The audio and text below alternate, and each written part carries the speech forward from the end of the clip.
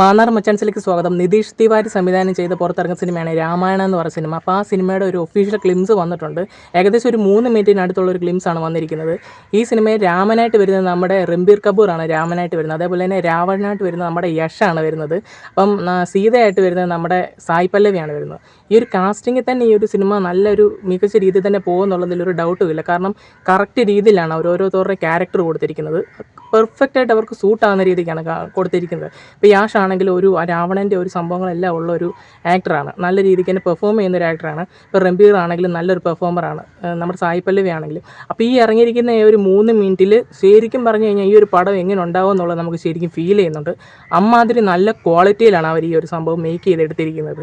നല്ല രീതിക്ക് തന്നെ അവർ മേക്കിങ്ങിൽ നല്ല രീതിക്ക് ശ്രദ്ധ ചെയ്താണ് ചെയ്തിരിക്കുന്നത്. പിന്നെ ഈ ഒരു പടം ഐമാക്സിലുള്ള രീതിക്ക് വരുന്നൊരു സിനിമയാണ്. അപ്പം അടിപൊളി തിയേറ്റർ എക്സ്പീരിയൻസും കിട്ടാൻ സാധ്യതയുള്ള ഒരു സിനിമ തന്നെ ആയിരിക്കും. ഇത് പിന്നെ എടുക്കുന്ന രീതിക്കിരിക്കും. അതായത് ഇതിൻ്റെ സ്റ്റോറിയും കാര്യങ്ങളൊക്കെ അവർ നല്ല രീതിക്ക് തന്നെ സെറ്റ് ചെയ്ത് നല്ല എൻഗേജിങ് ആയിട്ട് എടുക്കുകയാണെങ്കിൽ ഉറപ്പായിട്ടും നമുക്കെല്ലാവർക്കും അറിയാവുന്ന സ്റ്റോറിയാണ് എങ്കിലും എല്ലാവർക്കും ഭയങ്കരമായിട്ട് ഇഷ്ടപ്പെടുന്ന രീതിക്ക് തന്നെ ഈ ഒരു സിനിമ വരും. ഉറപ്പായിട്ടും പോസിറ്റീവ് റിപ്പോർട്ട് കിട്ടിക്കഴിഞ്ഞാൽ ഇന്ത്യയിൽ ഏറ്റവും വലിയ കളക്ഷൻ കിട്ടുന്ന ഒരു സിനിമയാകാൻ സാധ്യതയുള്ള ചിത്രം തന്നെയാണ്.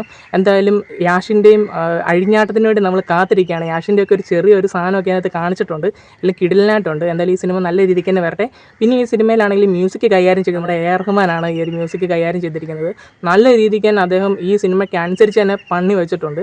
അപ്പോൾ എന്തായാലും നമ്മൾ ഈ ഒരു സിനിമയ്ക്ക് വേണ്ടി വെയിറ്റ് ചെയ്തിരിക്കുകയാണ്. അപ്പോൾ നിങ്ങൾക്ക് ഈ ഒരു വീഡിയോ ഇഷ്ടപ്പെട്ടിട്ടുണ്ടെങ്കിൽ നിങ്ങൾ ലൈക്ക് ചെയ്യുക, ഷെയർ ചെയ്യുക, സബ്സ്ക്രൈബ് ചെയ്യുക.